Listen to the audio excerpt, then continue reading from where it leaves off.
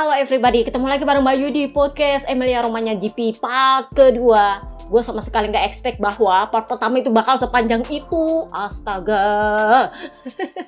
Tapi kalau gue pikir-pikir, kalau ada yang gue cut atau ada yang gak gue bahas, itu part kedua akan jauh lebih panjang lagi. Jadi kalau gue pikir ya udahlah ya, karena part kedua itu ada yang lupa gue bahas di part pertama dan itu sudah pasti akan bikin lebih panjang lagi.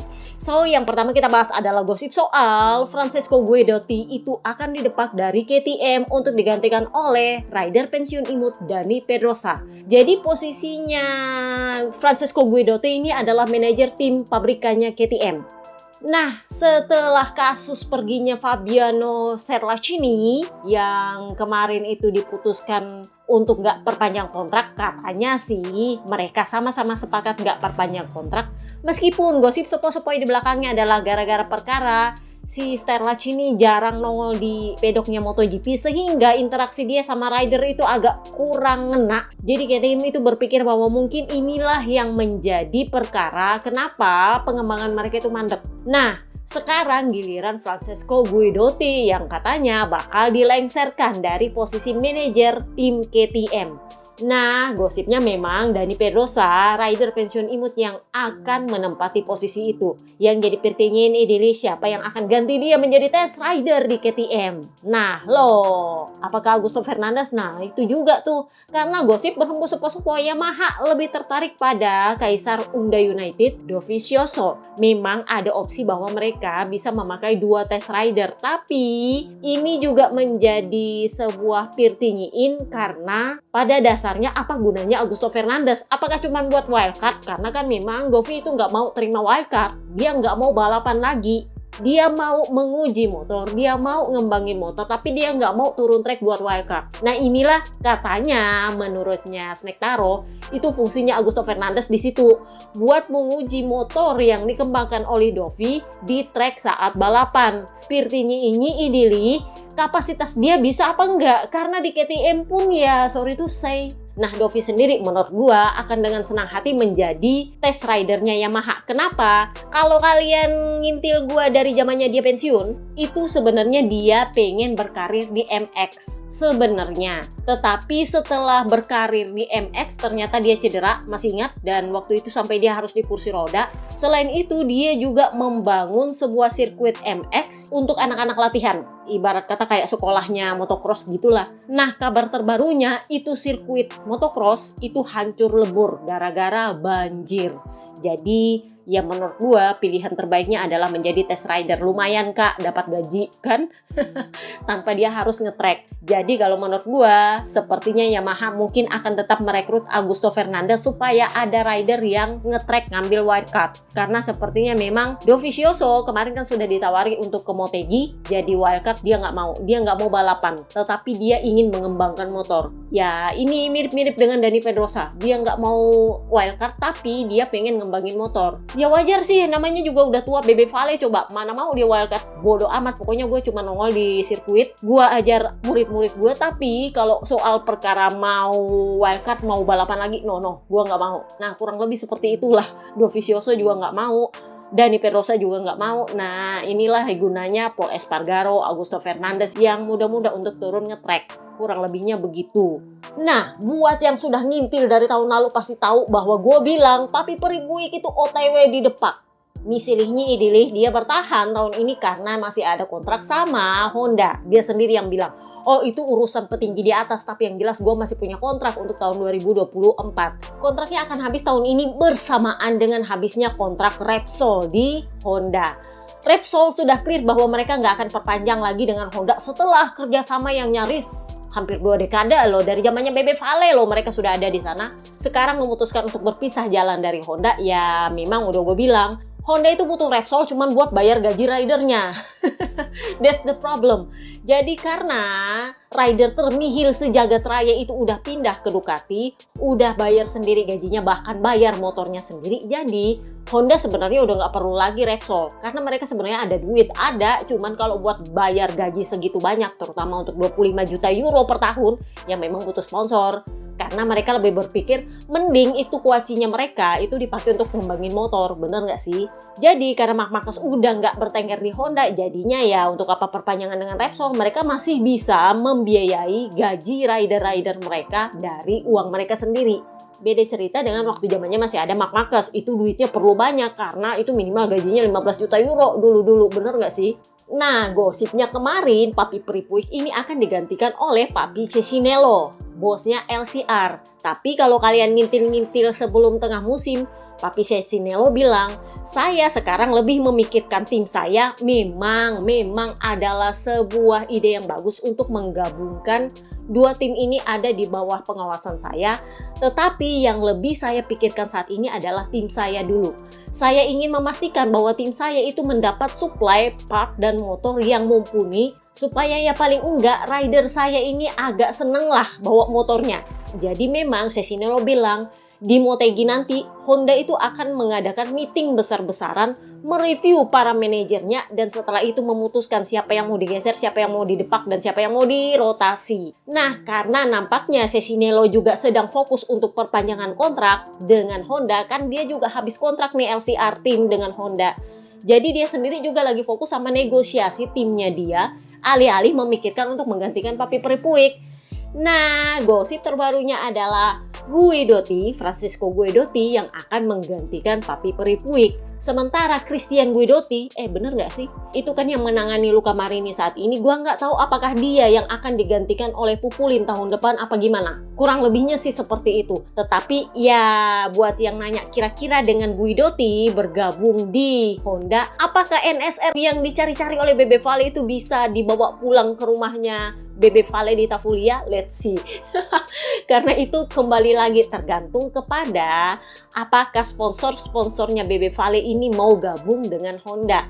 Sebenarnya udah gue bilang Honda nggak perlu, tapi kalau mau gabung ya nggak masalah, bener nggak sih? Jadi gosip berhembus sepoi-sepoi, Monster Energy bakal ngantri buat masuk setelah Red Bull akhirnya hengkang tahun ini. Ya sebenarnya nggak salah juga karena kan kemarin Papayawan di Suzuki kan kemarin juga Monster Energy, bener nggak? Jadi kalau Monster Energy akhirnya bergabung dengan Honda, why not? Bener nggak sih? Pirtinyi ini idili, apa kabar hubungannya VR46 dengan Yamaha? Nah loh, kita akan menunggu apa kabar pengumuman proyek mereka di Moto2 dengan Pramac. Karena ini yang akan menentukan apakah Valentino Rossi akan tetap menjadi BA mereka atau nanti diubah gimana modelnya. I don't know. Tetapi yang jelas gosipnya di Motegi nanti akan ada pengumuman siapa yang akan menggantikan Papi Peripuik. Kurang lebihnya seperti itu. Kemudian apalagi yang gue lupa. Gosip yang di luar bahasan MotoGP adalah proyeknya Liberty Media yaitu F1 itu ternyata mengalami penurunan di seri Singapura. Jadi biasanya katanya jumlah penonton dari TV entah itu online streaming dan segala macam itu tembusnya 2 juta hampir 3 juta. Nah tahun ini cuma 2.200.000 orang. Turun 500.000 orang dari tahun lalu. Mungkin karena Lando Norrisnya yang menang apa gimana, karena menurut mereka itu bukan favorit, gue nggak ngerti. Tapi yang jelas nampaknya Liberty Media perlu cari cara gimana bisa untuk menaikkan pamornya F1 lagi. Setelah tahun lalu itu sempat booming banget ketika Max Verstappen itu lagi ribut-ributnya sama Lewis Hamilton. Nah sekarang kan itu agak down, sehingga nampaknya ini pamor yang mungkin mereka perlu ada drama lagi kali ya, nggak ngerti. Dan inilah yang membuat MotoGP jadi sasaran dramanya mereka.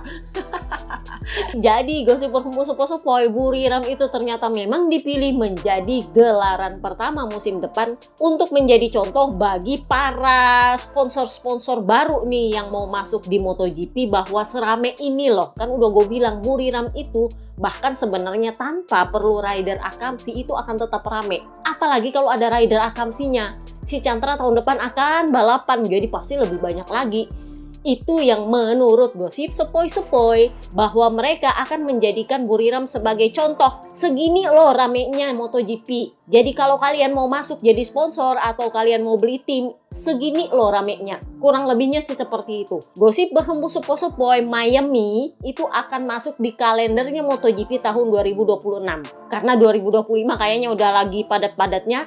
kecuali Indonesia dikeluarin dan beberapa sirkuit yang menurut mereka kurang menguntungkan secara penonton itu dihapus. Buat yang ngikutin F1, terutama Miami, itu pasti tahu bahwa itu adalah seri yang menurut gue itu catwalk berjalan, Kak. Dari model, artis, dan segala macam selebriti tingkat dunia yang Hollywood itu ngumpul semua di sana. Tahun lalu kalau nggak salah Elon Musk yang nongol di pedoknya Red Bull. Jadi memang menurut gue wajar bahwa mereka ngincarnya Miami.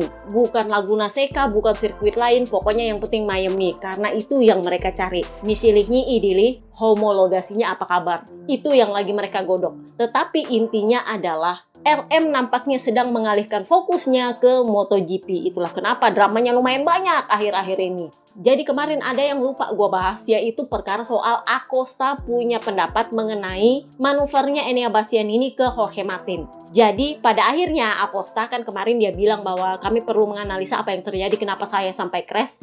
Jadi pada akhirnya dia memberikan alasannya kenapa dia crash. Jadi ternyata itu pemanas bannya itu nggak berfungsi. Dia memang bilang bahwa saya berusaha memanaskan ban saya selama balapan, tetapi itu nggak bisa mencapai hasil yang maksimal. Dan pada akhirnya ban saya menjadi sangat dingin dan itu yang membuat saya mencapai limitnya dan saya crash. Tapi terlepas dari itu, weekend saya adalah weekend yang positif dan selama balapan saya bisa mengejar sebenarnya Pecco Bagnaia. Karena kecepatan saya lumayan dan Pecco nampaknya memang sedang kesulitan. Nanti kita bahas itu di bagian Ducati. Udah gue bilang ini bakal panjang.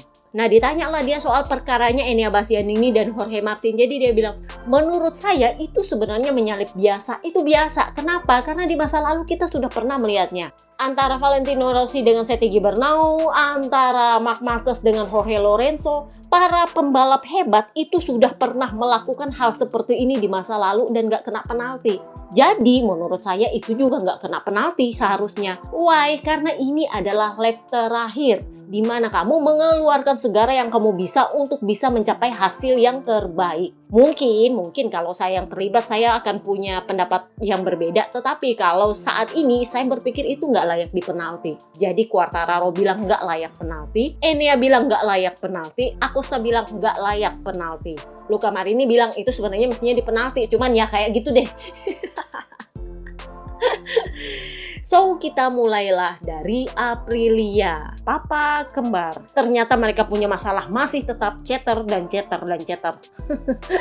Jadi dia bilang, dalam 6 lap terakhir, saya itu banyak mengalami chatter. Jadi saya pikir oke, nggak apa-apa saya finish ke-8. Yang penting saya punya balapan yang solid dan saya cukup puas dengan hasilnya. Terutama karena saya sepanjang akhir pekan ini punya banyak kesulitan. Di sisi lain kecepatan kami itu tidak terlalu berbeda dengan para pemimpin race. Jadi menurut saya ini adalah hal yang positif. Karena di 2/3 balapan pertama kami itu sebenarnya sangat cepat. Cuman ya memang di akhir-akhir kami sedikit kurang kompetitif. Tetapi secara overall, kami lebih kompetitif dari yang saya perkirakan. Jadi dia cukup senang dengan hasil race-nya. Nah, Papa Nina, dia ini finish ke-6 karena snack taro gara-gara habis bensin, turun jadinya ke-7. Jadi dia bilang ini adalah balapan yang sangat positif karena menurut saya merasa sangat baik terutama di paruh kedua balapan di mana saya bisa melakukan banyak menyalip. Jadi kecepatan balapan saya itu menurut saya luar biasa. Karena menurut saya penting untuk bisa menumbuhkan kecepatan lagi setelah akhir pekan dan balapan yang buruk beberapa race terakhir. Jadi dari sini kita bisa meninggalkan Misano dengan kepuasan tersendiri karena akhirnya kita punya balapan yang bagus setelah rentetan balapan yang bikin mereka ngedumel. Bahkan di tes Misano kemarin kan mereka juga ngedumel, dikasih part yang nggak bekerja.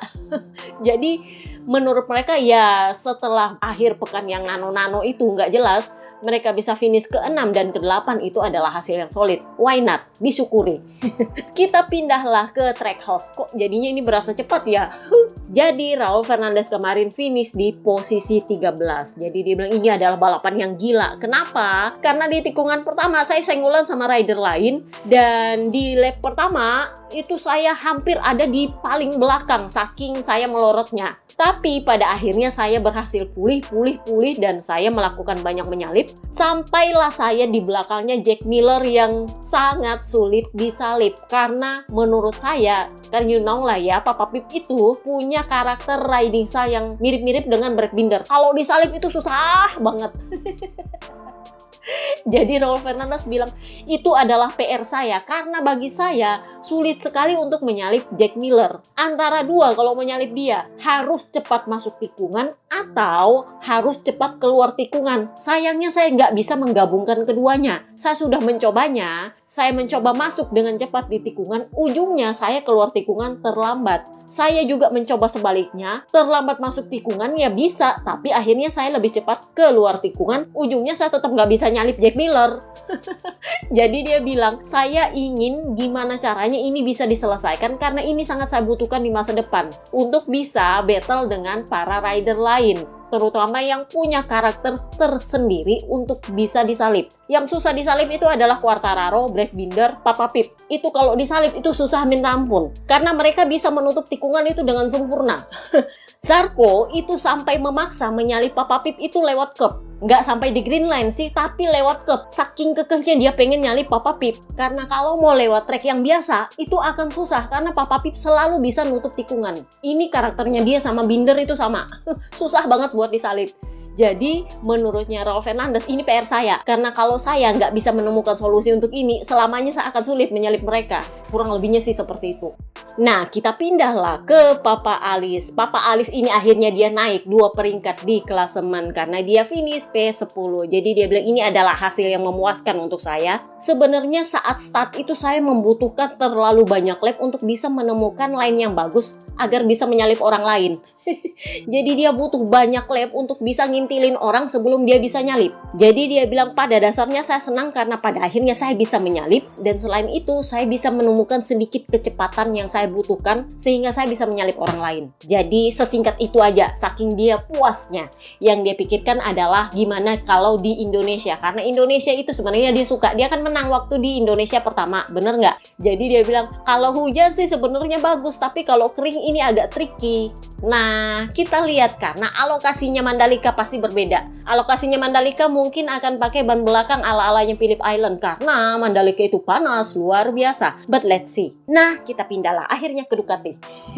Jadi Ducati kemarin merayakan kemenangan 100 mereka di MotoGP. Sebenarnya itu mau dirayakan dengan Pecco Bagnaia. Diharap-harapnya Pecco Bagnaia yang akan menang karena Pecco Bagnaia juga melakukan start MotoGP ke 100 dia, yang mana itu sudah dia lakukan seluruhnya bersama Ducati. Jadi dia udah pakai stiker khusus, dan gue tuh kalau dia mau merayakan sesuatu, gue malah feelingnya nggak enak. Emang dari awal gue feelingnya nggak enak. Feeling gue ini kayaknya antara dia bakal kena jatah ban apa gimana, pokoknya nggak enak aja feeling gue gitu. Nah, jadi di kemenangan ke 100-nya Ducati kemarin, hanya Pecco Bagnaia yang nggak finish. Ya, sangat disayangkan. Ibaratnya itu adalah celah atau noda di antara kesempurnaannya kemenangan ke-100-nya Ducati kemarin, karena Michel Pirro datang, Papi Ciabatti lo datang, jauh-jauh nongol. Buat yang lama nggak lihat dia, akhirnya lihat dia lagi. Nah, di antara 100 kemenangannya Ducati, Pecco Bagnaia mempersembahkan kemenangan paling banyak. Dia itu sudah mempersembahkan 28 kemenangan sejauh ini. Casey Stoner menyusul di 27 kemenangan. Kemudian Dovizioso 14 kemenangan. Sementara kemenangan paling banyak mereka adalah sejauh ini di tahun 2023 17 kemenangan, karena tahun ini mereka sejauh ini baru mencatatkan 13 kemenangan ya, karena memang musimnya belum berakhir 2024, jadi ya nggak bisa dipaksa juga. Sementara kan 2023 kemarin musimnya udah selesai, nah itu 17 kemenangan. Tetapi memang rekor kemenangan terpanjang itu masih dipegang di tahun 2023 dengan rekor 11 kemenangan berturut-turut. Jadi ya memang ini masih belum bisa dipecahkan oleh Ducati, karena tahun ini mereka nggak bisa menang terlalu banyak karena Aprilia suka nyempil-nyempil. Jadi memang di antara nyempil-nyempilnya itu Ducati itu nggak pernah miss lebih dari 1 race tanpa kemenangan. Tapi ya tetap rekor paling panjang menangnya itu tetap di tahun 2023 dengan 11 kemenangan. Jadi kemarin si Michel Pirro yang menjadi test rider kebanggaannya mereka, kesayangannya mereka, dialah yang menerima trofi kemenangan ke-100-nya Ducati. Jadi Enea itu sempat memuji dia bilang saya ini sangat senang sama Michel Pirro karena dia itu sangat membantu kami dalam pengembangan motor. Selain itu dia adalah rider yang menyenangkan, kami sering latihan sama-sama. Dan kemarin Ducati juga mengunci gelar konstruktor terbaik tahun ini. Ya nggak bisa dibantah juga karena mereka punya 8 rider di track dengan motor yang hampir semuanya kompetitif. Selalu punya poin finishnya. Jadi ya lu nggak bisa komplain juga kak. Makanya lu kemarin nih bilang untung tahun depan mereka sisa 6 motor. Nah pirtinyi ini seberapa kompetitif ini tahun depannya. Jadi satu-satunya celah dari hari sempurnanya Ducati kemarin itu adalah Pecco Bagnaia, raja Ducati mereka itu nggak finish. Itu aja celahnya. Yang lain perfecto. Nah Papi Domenicali nih ngomong, menurut dia crashnya Pecco itu lebih karena motornya yang nggak berfungsi. Karena kan Pecco menuduhnya ban, sementara Domenicali menuduhnya itu motornya yang nggak berfungsi. Giliran sudah berfungsi, Pecco-nya melakukan kesalahan. Udah gue bilang ini kan perkara harga diri brand. Jadi kemungkinan Michelin komplain lagi sama Ducati. Jangan jelek-jelekin ban gue. Karena kan kemarin itu juga terjadi ketika di Qatar. Si Martin kan komplain berat sama bannya. Dan pada akhirnya itu disangkal oleh Ducati. Bener? Nah ini juga dilakukan hal yang sama oleh Domenicali. Dia nggak mau nyalahin ban, dia nyalahin motor. Lebih baik dia nyalahin entah ridernya, entah timnya, entah apanya. Yang penting nggak nyalahin brand lain. Karena itu menyangkut image brand. Udah gue bilang, ini agak susah kalau lo mau komplain soal Michelin. Karena itu adalah menyangkut soal brand. Tetapi memang bukan kali ini Pecco komplain soal ban. Karena kemarin di Aragon kalau nggak salah itu dia komplain soal ban. Tetapi bukan di balapan minggu. Jadi langsung diatasi dalam tanda kutip oleh Michelin, dikasih ban bagus. Langsung dikasih ban bagus dia. Itu sampai Pecco bilang, saya begitu pakai itu banyak kok berasa lagi tes Michelin ya. Kan kalau tes Michelin pasti dikasih ban ori tuh yang bagus banget. Nah berasa seperti itu dia ketika di Aragon dia komplain soal bannya. Tetapi baru kali ini dia terang-terangan komplain soal ban yang bekerjanya itu aneh. Dia memang sempat komplain ban itu ketika dia crash di mana ya, gue lupa di mana dia crash sebelum tengah musim. Itu dia sempat komplain tapi dia nggak nyalahin yang terang-terangan bannya nggak berfungsi, enggak. Tapi kali ini dia bilang bannya nggak berfungsi.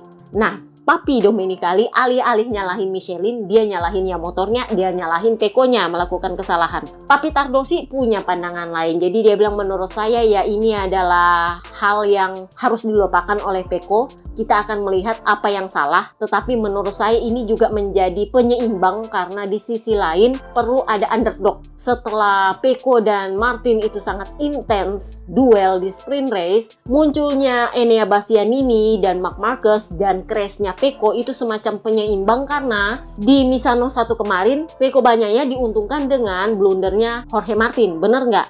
Nah kali ini Jorge Martin diuntungkan dengan crashnya Pecco Bagnaia, kurang lebihnya seperti itu. Jadi menurutnya Papi Tardosi ini balance lah, imbang jadinya, impas ibarat katanya seperti itu.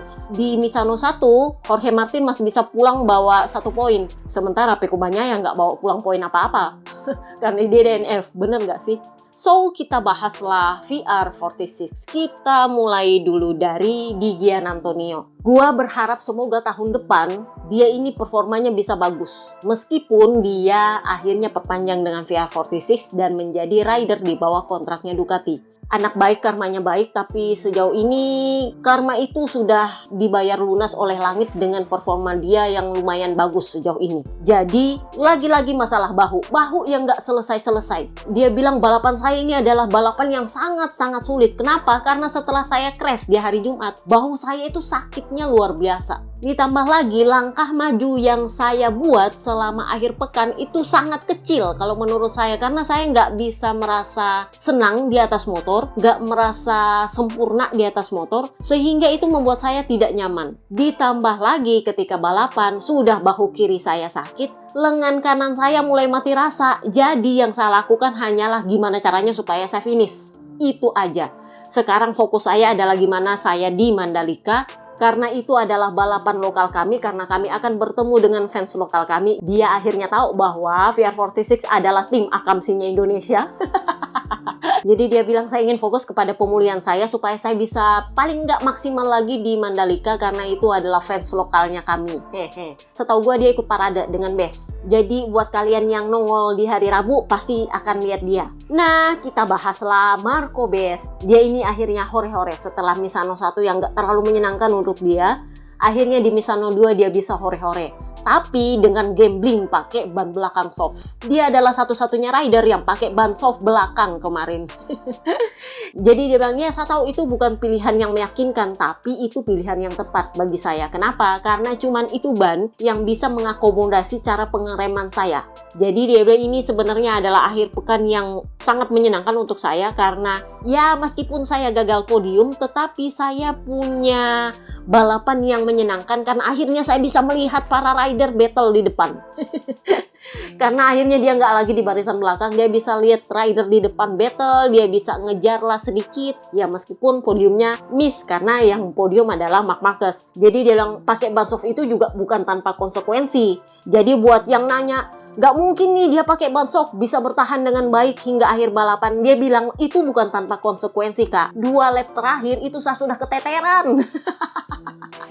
Untungnya rider di belakang saya itu jauh banget karena kan sebenarnya Quartararo di belakang dia. Nah, Quartararo kan habis bensin. Jadi Morbidelli yang naik. Nah, Morbidelli itu jauh banget gapnya dari dia di belakang. Jadi dia bilang, untungnya rider di belakang saya itu jauh banget. Jadi ya seketeteran-keteterannya saya habis ban, saya masih bisa finish di P4. Seneng lah. Jadi dia bilang sekarang saya mau fokus sama Mandalika dan seri Asia. Kenapa? Karena sebagian besar track favorit saya itu ada di seri Asia. Jadi ya kita lihatlah nanti dia di Mandalika akan seperti apa. Nah, kita akan membahaslah Grace ini. Cepet ya. Biasanya part 2 lebih panjang, kenapa jadinya part 2 lebih pendek sekarang? Grace ini, Alex Marquez. Ini bisa dibilang hampir sama dengan Misano 1. Hampir nggak kelihatan. Dia memang kelihatan crash 1 kali di akhir pekan. Tapi ya karena semuanya udah anyep, udah bisa melupakan apa yang terjadi dengan Pecco. Karena Pecco-nya udah fit 100% juga. Jadinya dia nggak dapat book. Karena udah gue bilang, meninggalnya Luca Salvadori itu membuat para fans di sirkuit itu mulai calm down sama sekali. Karena mereka nggak mau merusak suasana duka atas meninggalnya Luca Salvadori. Jadi kemarin itu bener-bener nggak ada book. Pure bersih. Jadi Alex Marquez bilang mungkin ini adalah start terburuk saya tahun ini. Tetapi meskipun itu start terburuk, hasilnya ya lumayan lah untuk saya. Karena bagi saya, dengan hasil seperti ini di balapan yang sulit, saya nggak bisa minta lebih banyak lagi. Saya nggak bisa komplain apa-apa lagi. Karena menurut saya, di sini kami punya grip yang luar biasa ekstra. Sehingga ini sepertinya dia punya penyakit sama dengan kakaknya. Kalau gripnya bagus, dia justru kesulitan. Jadi dia bilang di sini kami memang ada grip yang ekstra sehingga somehow saya kesulitan. Jadi sekarang saya ingin fokus dengan Mandalika, di mana tahun lalu saya melewatkan karena saya cedera. Waktu itu dia kalau nggak salah cedera di boot ya. Jadi ya dia bilang akhirnya saya bisa balapan di Mandalika. Setahu saya mungkin ini akan berbeda dari balapan pertama, but let's see. Karena kan waktu di seri pertama Indonesia dia kan masih di LCR. Nah tahun lalu dia sudah di Grace ini tapi dia absen. Bener nggak? Nah tahun ini baru dia balapan lagi sebagai Gresini. Nah kita pindahlah ke Marc Marquez, si culas malin kundang perebut hak orang. Jadi dia bilang, sejujurnya saya mengakui bahwa saya tidak siap sepanjang akhir pekan ini. Kenapa? Karena grip di sini itu luar biasa. Terlalu banyak grip. Dan saya selalu kesulitan untuk sirkuit yang punya gripnya banyak banget. Memang saya sempat mencoba untuk mempush, tapi setiap saya mempush hasilnya saya crash. Jadi kan kemarin di hari 1 dia crash di FP2, habis itu dia crash lagi di Q2. Jadi dia bilang ketika saya habis crash di Q2 saya memutuskan oke, saya mundur. Saya nggak mau mengambil terlalu banyak resiko. Karena memang meskipun kalian bilang kenapa saya crash lagi, paling nggak saya mencoba. Saya mau tahu limit saya di mana. Dan ketika saya crash, saya tahu oke, ini sudah limitnya, saya nggak mau mengambil terlalu banyak resiko. Itulah kenapa ekspektasi saya di hari Minggu dan di sprint race itu cuma P4. Karena saya tahu itu sudah bukan liganya saya, rebutan dengan para trio Enea Bastianini, Jorge Martin, Pecco Bagnaia itu udah bukan bagian saya. Karena bahkan di sesi pra-kualifikasi itu sangat sulit untuk saya menantang duo Martin dan Pecco Bagnaia. Kalau saya memaksa menantang mereka itu sama dengan bunuh diri. Karena ketika saya berusaha mempush, ujungnya saya crash. Jadi saya nggak mau mengambil resiko. Jadi di balapan itu saya berpikir bahwa oke, Saya tidak akan memaksakan apapun selama saya ada di posisi keempat. Everything is okay. Saya hanya berusaha untuk mengendalikan gimana caranya supaya Acosta dan Best itu nggak nyusul saya. Meskipun misalnya saya kualifikasinya lebih bagus daripada trio punggawa Ducati itu, saya pasti hanya akan finish keempat. Nggak bisa nggak, pasti finish keempat. Cuman masalah gapnya aja, lebih besar atau lebih kecil. Tapi saya tidak akan bisa melawan 3 para raksasa Ducati itu, nggak bisa. Karena mereka memang lagi super power di Misano.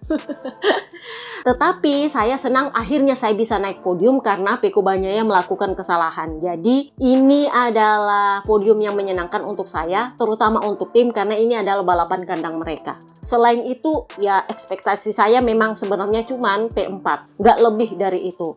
Nah dia ditanya lah soal peluang Jordunnya. Lagi-lagi nih ditanya soal peluang Jordunnya. Jadi dia bilang, sejauh ini saya nggak ada ambisi untuk Jordan, dan kalau memang ada peluang untuk Jordan, itu saya harus konsisten untuk meningkatkan waktu kualifikasi saya 0,1 detik lebih cepat. Karena kelemahan saya adalah kualifikasi, terutama untuk sirkuit-sirkuit di mana gripnya itu terlalu banyak. Itu saya benar-benar kesulitan. Jadi saya sama sekali belum ada niat untuk Jordan, tapi kalau memang ada peluang itu, kenapa enggak?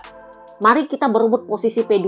Nah dia ditanya kira-kira siapa yang akan Jordan? Ya menurut saya, karena saya melihat Jorge Martin itu tangguh dan dia memimpin saat ini. Sekarang kan Jorge Martin memimpin 24 poin. Jadi dia bilang, saya sih mendukungnya Jorge Martin karena dia sejauh ini memimpin lumayan lama. Sejauh ini memang Martin memimpin klasemen itu lebih lama daripada Pecco Bagnaia. That's the fact. Lu nggak bisa bantah itu. Meskipun Pecco berusaha mengejar, dia nggak pernah berhasil menyingkirkan Jorge Martin dari puncak klasemen. Sejauh ini Martin itu memimpin klasemen lebih lama daripada Pecco Bagnaia. Jadi memang wajar bahwa Marc Marquez bilang, ya menurut saya sih Jorge Martin yang akan Jordan. Karena sejauh ini dia yang paling tangguh, dia yang memimpin klasemen lebih lama.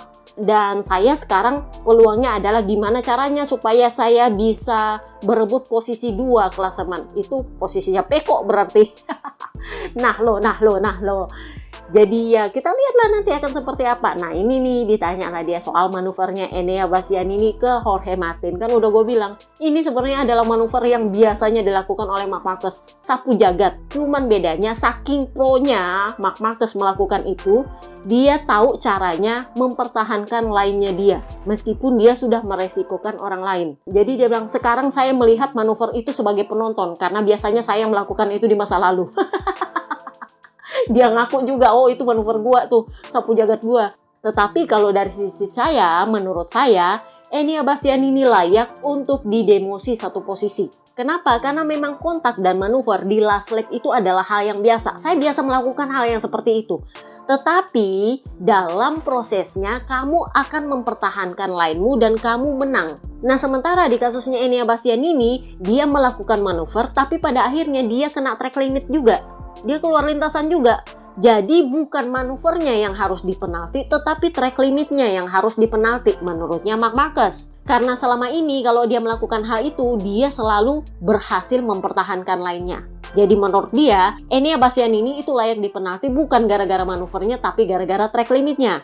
Sementara Jorge Martin menurut dia, ya meskipun pada akhirnya dia bilang, itu kan gara-gara track limit. Aslinya sebenarnya bukan gara-gara track limitnya yang dia komplain, manuvernya. Nah itu beda cerita. Jadi Marc Marquez bilang, ya kalau saya sih harusnya dia dipenalti gara-gara track limit, bukan gara-gara manuver. Karena itu manuver yang biasa sekali, saya biasanya lakukan. Cuma sekarang saya jadi penonton. Kurang lebihnya sih seperti itu. Nah, kita pindahlah ke Pramac. Cepet ya! Ya udahlah ya, dinikmati aja kalau emang cepat, syukur-syukur. Nah, giliran lah Franco Morbidelli ini ketiban untung gara-gara 1 Pecco crash, yang kedua gara-gara snack taro habis bensin.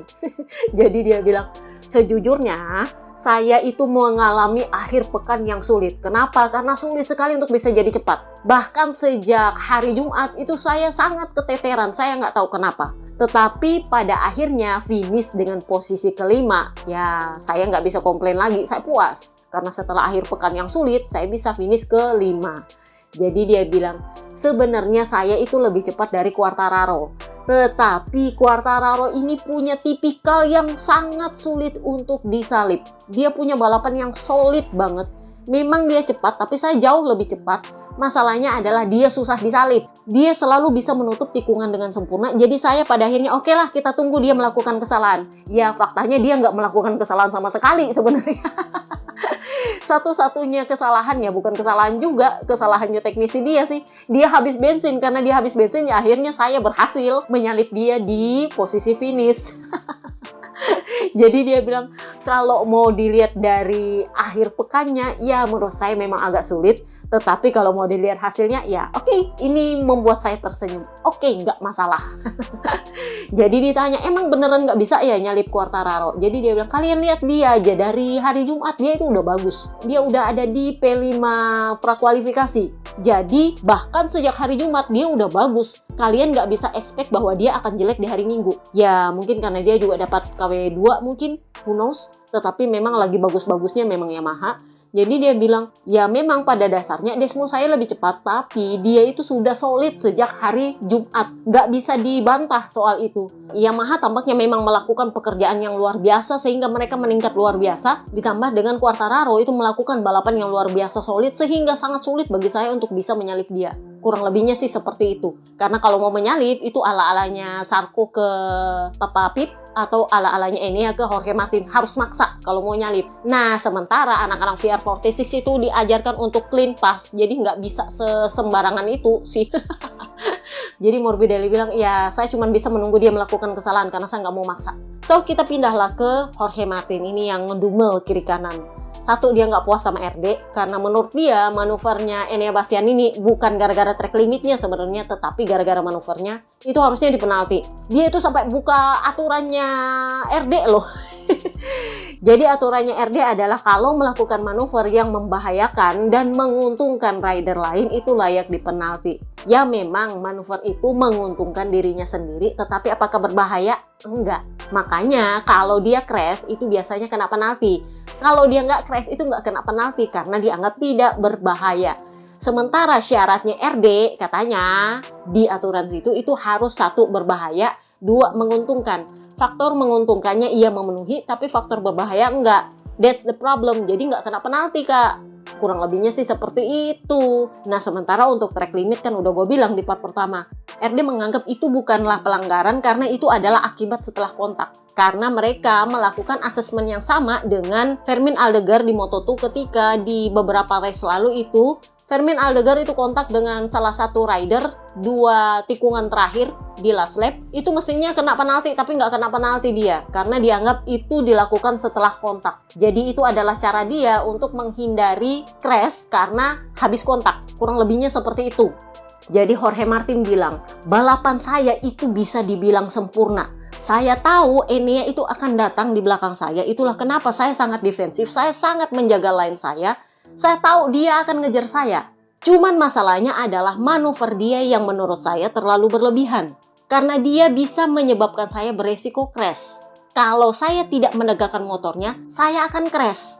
Jadi menurut saya itu sebenarnya layak penalti. Tetapi ya, RD memutuskan berbeda. Jadi kalau memang manuver seperti ini tidak dipenalti oleh RD, oh berarti saya punya jurus pamungkas nih besok-besok. Ya saya harap saya nggak perlu melakukannya dan saya harap saya tidak pernah melakukannya karena cara menyalip seperti itu bukanlah cara menyalip saya. Tetapi kalau memang saya harus lakukan ya mungkin saya akan lakukan karena saya tahu itu nggak akan kena penalti. Apakah dia akan membalas ke Enea? No, dia pasti akan membalasnya ke Pecco karena yang dia perlukan adalah Pecco, bukan Enea. That's the main point. Nah, sementara Pecco kan nggak ada salah sama dia. Itu juga akan jadi santan instan kalau sampai dia membalasnya ke Pecco. Nah, ditanyalah dia, kan pada akhirnya lu baikan lagi sama Enea. Jadi dia bilang, kalau ini adalah saya yang tahun lalu, saya akan ngamuk-ngamuk di podium. Selain itu, mungkin saya nggak akan ngomong sama dia 1 minggu. Itu saya yang tahun lalu. Tetapi saya yang sekarang lebih merendahkan ego saya menjadi personal yang lebih baik.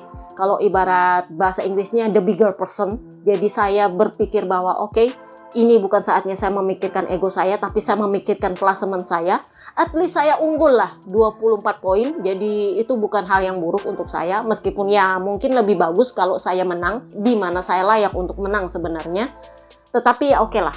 Ini adalah hal yang bagus pada akhirnya. Jadi dia bilang, sebenarnya saya punya balapan yang sempurna, terutama setelah saya tahu Pecco Bagnaia crash. Karena saya bisa lihat dia crash di layar besar. Saya tahu helmnya dia kan, Pecco itu pakai helm spesial yang Tortellini. Nah itu yang kelihatan banget dia crash di situ karena helmnya kuning. Helmnya beda sama Enea soalnya. Jadi dia tahu bahwa itu Pecco yang crash. Nah, jadi dia bilang, sejauh yang saya tahu balapan saya itu sempurna kecuali soal manuvernya.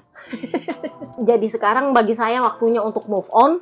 Tapi paling enggak saya sudah punya senjata untuk saya simpan kalau saya mau pakai besok-besok. Saya tahu bahwa kalau saya melakukan manuver yang sama, saya nggak akan kena penalti. Mari kita lihat dia akan lakukan itu di mana. Dan apakah dia bisa melakukannya? Itu yang jadi pertanyaan. Karena itu adalah manuver yang nggak mudah. Enea sendiri bilang itu nggak mudah, kecuali kalau lu terbiasa emang. Kalau lu nggak terbiasa bikin, itu akan melakukan sama kesalahan seperti Enea. Enea bilang, saya pernah melakukannya ke Pecco Bagnaia 2 tahun lalu, dan itu hasilnya saya melebar, keluar dari track malah. Jadi sekarang saya coba melakukannya lagi. Kali ini saya sudah belajar dari 2 tahun lalu. Ya meskipun masih tetap nggak sempurna, tapi paling nggak saya berhasil menyingkirkan lawan saya.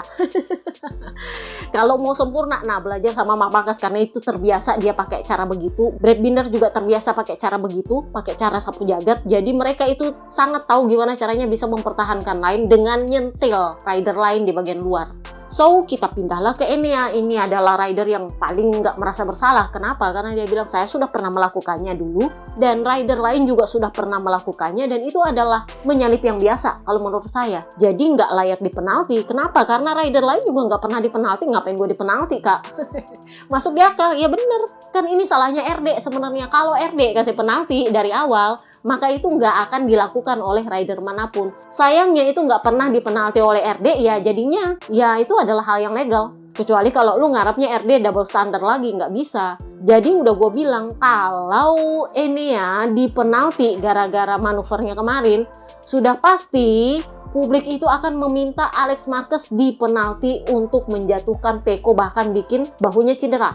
Karena kalau pakai aturan membahayakan rider lain dan mendapat keuntungan, oke, tidak mendapat keuntungan Alex Marquez, tetapi dia sangat membahayakan rider lain. Ngelindas, Kak, sebadan-badan coba. Untung-untung cuma memar. Jadi sebenarnya kalau Enea Bastianini kena penalti, maka Alex Marquez wajib kena penalti atas kasus dia di Aragon. Logikanya sih seperti itu. Kurang lebihnya sih seperti itu. Emang nggak harus kena penalti karena memang RD nggak pernah kasih penalti yang seperti itu. Kecuali kalau mereka mau double standar.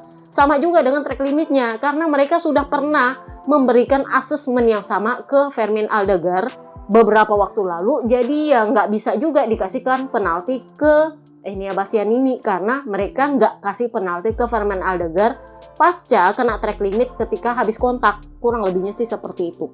Nah, jadi dia ditanya lah soal balapannya. Jadi dia bilang, sebenarnya saya adanya di belakang Pecco Bagnaia, tapi saya melihat bahwa dia sangat kesulitan. Saya tahu dia ada masalah, karena ini nggak biasanya seperti dia.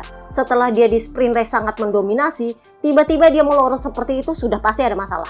Jadi saya sempat membuntuti dia beberapa lap dan akhirnya saya memutuskan untuk menyalip dia. Kenapa? Karena saat itu Jorge Martin sudah memimpin. Nah, di sini yang udah gue bilang, dia melakukan tugas dia sebagai adipati. Dia pakai kata-kata Jorge Martin sudah memimpin. Dia mencoba melindungi Raja Ducatinya. Dia memilih, oke, gue salip lu, gue selesain Jorge Martin. Kurang lebihnya sih seperti itu. Itulah kenapa dia memaksa banget untuk bisa menyalip Jorge Martin. Jadi dia bilang, Jorge Martin itu balapannya sangat sempurna. Sangat sulit untuk saya mencari celah di mana saya bisa menyalip dia. Jadi setelah beberapa lap saya mengikuti dia, saya mendapati bahwa di titik di mana saya melakukan manuver itu adalah titik satu-satunya saya bisa menyalip dia. Dan ketika saya tahu ini sudah last lap, ya lebih baik saya mencoba daripada tidak sama sekali. Itu adalah percobaan pertama saya dan saya tahu itu adalah satu-satunya peluang saya. Itulah kenapa saya memaksa masuk. Saya sadar bahwa dia itu tahu saya akan masuk sehingga dia akan menutup lainnya secara otomatis. Itulah kenapa kami akhirnya berbenturan. Yang satu ngeremnya lain, yang satu ngeremnya lain. Dia lari lain, saya juga lari lain karena kami habis kontak. Dan cara ngeremnya kan beda. Kalau itu Pecco, itu pasti Pecco-nya lempeng masuk. Kenapa? Karena Pecco ngeremnya bagus. Kalau Enea memang ngeremnya beda. Jadi ya wajar dia melebar. Dia bukan rider yang suka ngerem dalam dan lambat, enggak. dia selalu ngeremnya ngelos. Itulah kenapa dia sampai kena track limit. Jadi menurutnya Enea itu bukan gerakan yang ilegal, karena menurut saya itu layak untuk saya lakukan. Ini adalah last lap, sorry to say. Jadi menurut saya ini adalah balapan yang solid dan saya menyesal untuk Pecco Bagnaia, tetapi di saat yang sama saya senang karena saya bisa mempersembahkan kemenangan ke-100 ini untuk Ducati. Jadi dia sempat ditanya, lu kenapa kekeh banget menang? Jadi dia bilang, sejujurnya itu pacar saya udah bilang sama saya kalau saya nggak menang di balapan kali ini, dia udah nggak mau datang-datang ke sirkuit. Jadi ya memang agak sedikit ngelawak lah di press conference kemarin, karena ya you know lah, ini ya agak-agak, bukan gue bilang nggak bagus bahasa Inggris, tapi memang dia nggak terbiasa mungkin ya pakai bahasa Inggris, dan memang karena dia jarang-jarang menang atau jarang-jarang podium, sehingga dia jarang juga pakai bahasa Inggris. Sehingga masih ingat yang dulu-dulu gue lupa di mana dan konferensi pers apa, tapi yang jelas dia nggak bisa bahasa Inggris, akhirnya Bebe Vale yang jadi translator. Nah sekarang giliran Marc Marquez yang jadi translator. Jadi kesalahan dia itu mirip-mirip gua. Subjek objek soal gender itu agak tertukar antara his, her, she, he, him, her, itu agak beda. Jadi akhirnya dia ketukar-ketukar dan si Marc Marquez itu bantuin, gini loh, kalau perempuan itu her, she, sementara kalau laki-laki itu he atau him, jadi nggak bisa dicampur. Intinya begitulah, pacar saya bilang nggak usah datang, dia bilang fuck off. Jadi ya memang sedikit lucu sih konferensi pers kemarin, meskipun ya Jorge Martin masih tetap agak-agak cemberut di sebelah.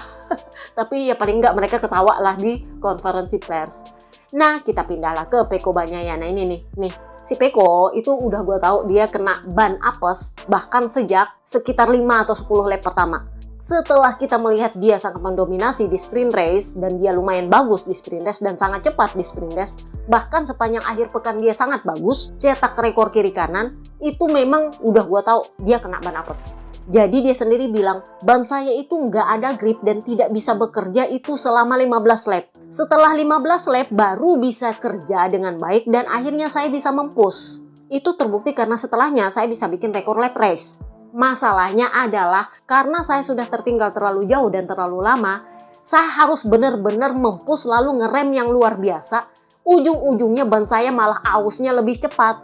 Sehingga akhirnya ya saya crash. Jadi buat yang nanya, crashnya itu gara-gara apa? Gue bilang itu gara-gara kesalahan dia. Sorry to say. Apakah karena ban apes? Ya, ban apes ada faktornya, tetapi itu adalah karena dia melakukan kesalahan. Gue agak setuju dengan Dominicali bilang bahwa dia melakukan kesalahan. Marc Marquez sendiri juga bilang dia melakukan kesalahan. Gue pribadi itu dia melakukan kesalahan. Karena selama ini Pecco Bagnaia itu tahu kalau dia dapat ban apes, dia harus memanage resikonya dia. Seapes-apesnya dia dapat ban, dia selalu finish. Meskipun entah di posisi berapa, tapi dia selalu finish dengan bawa poin. Masih ingat tahun lalu dia di mana ya? Yang dia dapat ban apes dan dia finish di P8, P6. Pokoknya di belakang-belakang, tapi dia tetap finish, bawa pulang poin. Masalahnya kali ini adalah dia tahu dia dapat ban apes, dia nge-push dan dia melakukan kesalahan. Sorry to say. Ada yang bilang, kira-kira kalau dia nggak nge-push, apakah Marc Marquez dapat dia? Nggak bakal. Kalian lihat gapnya. Antara dia dengan Marc Marquez itu gapnya 3-4 detik. Jadi bahkan kalau dia nggak nge-push sama sekalipun dengan 7-5 lap tersisa, nggak bakal dapat itu Marc Marquez ke dia. Nggak bisa. Karena itu jauh banget gapnya. Nah sementara dia gapnya dengan Enea Bastianini itu cuma 2 detik. Kadang-kadang cuma 19, 14, 17. Jadi menurut gua dia sangat tergoda dan terpancing untuk ngejar para rider di depan dia. Karena dia tahu, oh gue bisa cepat nih. Gue bisa nge-push motor nih. Gue berhasil bikin best lap nih. Bener nggak? Jadi dia lebih fokus untuk ngejar rider di depan sehingga mudah untuk dia melakukan kesalahan. Padahal dia tahu dia pakai ban apes. Kalau dia adalah Pecco Bagnaia yang terkontrol, itu dia akan bilang oke, yang penting gue finish. Karena gue tahu gue nggak bisa ngambil resiko lebih lama lagi dengan ban ini. Karena ini ban nggak bisa berfungsi dengan baik. Tetapi karena dia berhasil bikin rekor race lap, akhirnya dia tergoda untuk ngejar Enea dan Martin. Dan itu yang bikin dia gampang melakukan kesalahan. Jadi beda dengan ketika dia dapat ban apes, kapan itu dia crash. Itu karena memang dia dapat ban apes dan nggak merasakan apa-apa, tiba-tiba dia crash. Kalau ini dia tahu bahwa bannya udah aus karena dia paksa bannya untuk nge-push. Pada akhirnya dia crash. Memang ban apes itu ada faktornya, tetapi dia crash itu karena kesalahan dia sendiri.